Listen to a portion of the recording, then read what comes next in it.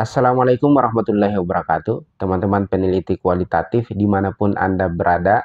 Selamat datang pada pembahasan NVivo, di mana pada kesempatan ini saya akan membahas salah satu fitur yang sangat penting, yaitu note atau catatan. Fitur ini memungkinkan Anda sebagai pengguna NVivo untuk menulis catatan yang berkaitan dengan proyek penelitian Anda tentunya. Nah, pada NVivo, note itu ada dua macam, yaitu memo dan annotation. Kita akan bahas kedua-duanya, tapi untuk video ini saya akan fokus membahas memo. Tapi sebelum kita lanjut, bagi teman-teman yang belum subscribe channel ini, silahkan di-subscribe untuk mendapatkan video-video bermanfaat dari saya, khususnya yang berkaitan dengan penelitian kualitatif. Mari kita mulai. Pertama-tama, kita harus memahami apa itu memo. Jadi memo ini adalah jenis dokumen dalam NVivo, tempat peneliti mencatat idenya, pendapatnya, interpretasinya, atau pemahamannya yang berkembang selama analisis penelitian pada NVivo. Jadi ini berbeda dengan coding. Coding itu diambil dari data penelitian. Sedangkan memo ini adalah catatan yang muncul dari peneliti itu sendiri, karena berupa pendapat, ide yang tidak terkait langsung dengan materi atau data dalam NVivo. Jadi memo memisahkan analisis peneliti dan materi atau bahan analisis. Meskipun terpisah, memo itu terkait dengan materi yang sedang dianalisis, karena pendapat yang ditulis di memo atau interpretasi atau ide harus berkaitan dengan data yang ada dalam NVivo. Nah, memo ini sangat penting karena catatan-catatan yang ditulis pada memo ini akan mengarah pada penulisan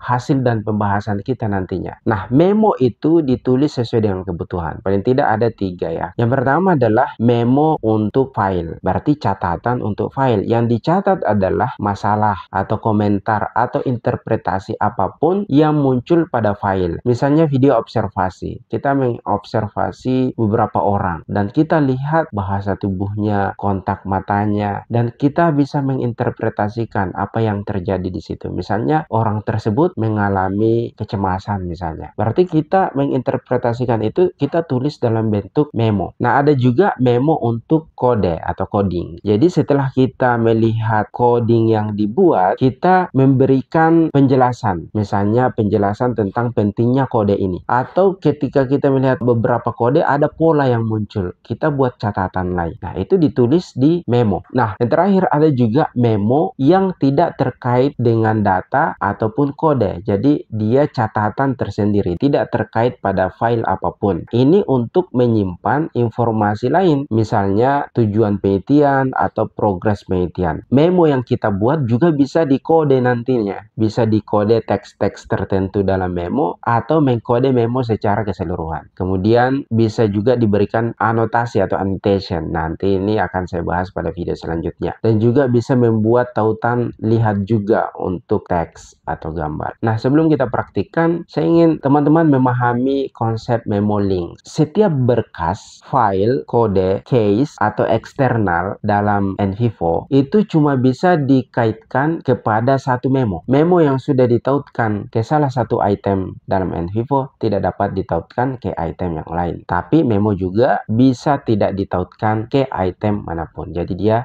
berdiri sendiri. Dia satu dokumen sendiri. Nah, untuk lebih jelasnya mari kita praktikkan langsung pada aplikasi NVivo. Teman-teman semua, kita sudah berada pada aplikasi NVivo. Nah, ini adalah tampilan project saya. Saya sekarang membuka files di mana ada beberapa file dalam project ini. Nah, sekarang kita akan mempraktikkan bagaimana menggunakan memo. Memo bisa dilihat pada navigation view di sini. Di bawah note, kemudian memos. Nah, di sini memonya masih kosong karena belum kita buat. Nah, caranya itu kita bisa buat langsung di sini dengan cara klik kanan, kemudian new memo seperti ini. Kemudian kita tentukan memo apa atau catatan apa yang ingin dibuat. Misalnya kriteria guru ideal. Klik OK. Nah, tampilannya seperti ini. Jadi, kita bebas menulis interpretasi atau pandangan kita atau apa saja yang ingin kita tulis berkaitan dengan penelitian. Misalnya, karena ini memo tentang kriteria guru ideal, saya bisa lihat di note di sini. Saya menyimpulkan bahwa semua partisipan sepakat akan pentingnya kriteria guru ideal. Nah, saya ingin tulis itu. Semua partisipan sepakat akan pentingnya kriteria guru ideal. Nah, ini adalah hasil interpretasi saya. Semua partisipan sepakat akan pentingnya kriteria guru ideal untuk menilai seseorang sebagai guru ideal. Dalam penelitian ini, dihasilkan 7 indikator yang harus dimiliki seorang guru agar bisa disebut guru ideal, yaitu memiliki karakter positif, menguasai konten, memiliki kompetensi pedagogik profesional, berpengalaman, melakukan kontribusi sosial, dan terus mengembangkan dirinya.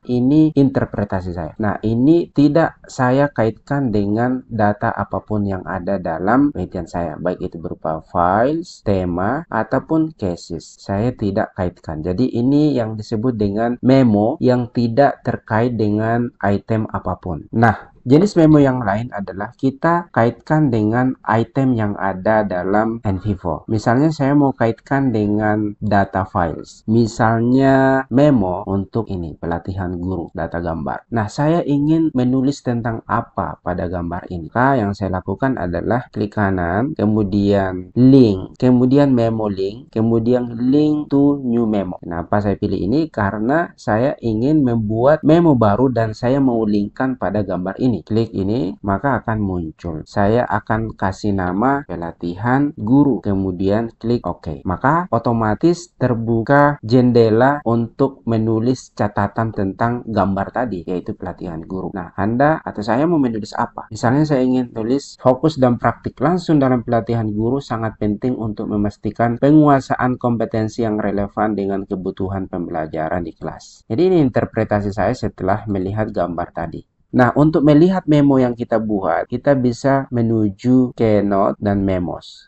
Kita klik ini, maka sudah ada 2 memo yang dibuat. Satu kriteria guru ideal, di mana tidak terkait dengan item apapun, sedangkan pelatihan guru terkait dengan salah satu item, yaitu item gambar pelatihan guru. Nah, saya ingin membuat memo lagi untuk file wawancara atas nama Erwin. Saya buka seperti ini. Sama tadi, klik kanan, kemudian link, kemudian memo link, link to new memo. Karena saya ingin buat memo yang baru. Saya beri nama tentang Erwin. Klik OK. Sekarang karena judulnya tentang Erwin, saya akan nulis Erwin dalam penelitian ini adalah seorang guru honorer yang mengajar mata pelajaran ilmu sosial di tingkat SMK dan seterusnya. Jadi ini tentang Erwin. Sudah selesai memo yang berkaitan dengan file. Nah, sekarang saya mau mencontohkan bagaimana mengaitkan coding atau tema dengan memo. Saya akan menuju ke sini. Nah, ini adalah coding yang saya buat. Misalnya saya ingin memberikan catatan tentang tema bagian pengembangan diri. Saya klik 2 kali, saya ingin lihat isinya. Saya akan klik kanan di sini, pengembangan diri. Terus sama dengan cara tadi ya, memo link, kemudian link to new memo. Terus saya tulis pengembangan diri. Atribut values tidak usah ya. Kemudian klik OK. Sekarang saya ingin memberikan interpretasi saya terhadap tema pengembangan diri ini. Nah, ini adalah catatan interpretasi saya terhadap tema pengembangan diri yang saya sudah coding. Menurut partisipan, konsep pengembangan diri seorang guru adalah belajar sepanjang hayat. Karena pada dasarnya ilmu dan keterampilan guru tidak mencukupi. Nah, kalau kita lihat di sini, memo sudah ada 4. Karena sudah ada 4 yang saya buat. Nah, ada fitur yang lain pada memo ini, yaitu kita ingin mengaitkan catatan ini terhadap section atau bagian-bagian dalam item data kita. Saya kembali ke sini, pengembangan diri. Misalnya saya ingin kaitkan ini dengan catatan yang saya buat sebagai pendukung interpretasi saya. Saya blok di sini, kemudian klik kanan, kemudian saya copy. Kemudian saya kembali ke memo. Nah, bisa saja teman-teman copy di sini ya, karena dia sebagai faktor pendukung. Klik kanan, kemudian paste di sini. Nah, ini sudah tersalin. Cuma beberapa yang sering menggunakan NVivo tidak sarankan untuk menduplicate data atau mengcopy data seperti ini. Sebaiknya yang dilakukan adalah menggunakan fitur See Also Link. Jadi ini saya hapus lagi. Saya mau belajar sepanjang hayat ini, saya mau konekkan dengan yang saya copy tadi. Maka saya ulang, klik kanan, copy, kemudian saya kembali ke sini, kemudian saya mau linkkan dengan kalimat ini misalnya, klik kanan, kemudian paste as See Also Link. Maka itu sudah terlinkkan dengan section ini yang saya blok. Nah, saya akan lakukan yang ini juga ya. Ini saya mau copy, klik kanan, copy, kemudian saya kembali ke memo, kemudian ini terkait dengan perubahan zaman ya. Kemudian saya klik kanan, kemudian paste as see also link. Jadi di bawah sudah terkoneksi atau terlink dengan item tadi yang ada pada coding, tanpa harus menyalin ulang di sini, karena menyalin data di NVivo itu tidak bagus. Nanti terjadi duplikasi yang membingungkan peneliti.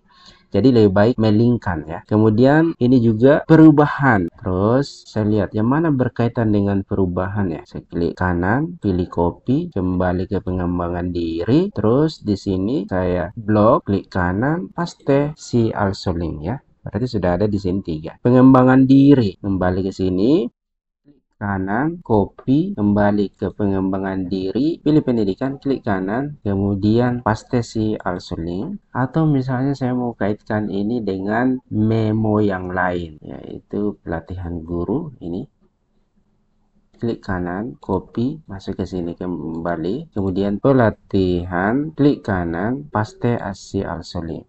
Maka akan muncul di sini. Kemudian terakhir ini kemampuan komunikasi. Saya masuk kembali ke sini, kemudian saya cari item yang mendukung. Klik kanan, copy, kemudian kembali ke sini, kemudian paste as see also link. Nah, di sini akan muncul ya di bawah. Saya bisa perbesar ini. Nah, saya mau klik di sini, ini sudah langsung di highlight di atas ya. Mengikuti perubahan, Hasan, pendidikan, latihan. Nah, misalnya saya klik 2 kali yang ini ya, Fitri, maka akan terbuka file asalnya pernyataan tadi di file Fitri. Nah, kalau kita mau lihat list see also link kita, bisa di sini di bawah memo sini. Nah, ini adalah link terhadap item yang kita telah buat. Ini adalah memo yang telah kita buat. Nah, apa gunanya catatan ini? Ini bisa saya gunakan ketika ingin menulis laporan. Saya contohkan ya. Saya sudah buat Microsoft Office Word-nya. Yaitu di sini saya membahas tema pengembangan diri. Ini sudah laporan penelitian saya.